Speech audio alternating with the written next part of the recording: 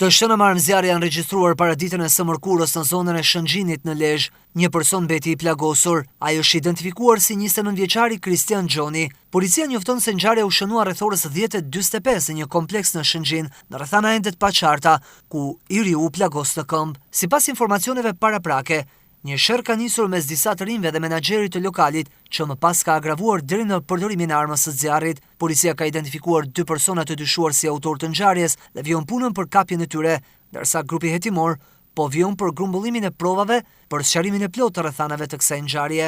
Më herët rreth orës 9:55 në Lezhë u shënua një tjetër ngjarje.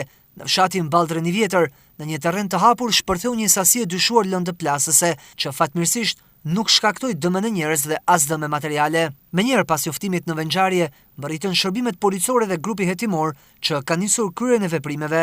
Në lidhje me këtë ngjarje, një shtetës u shoqërua si dyshuar dhe po kryen veprime të mëtejshme për sqarimin e rrethanave.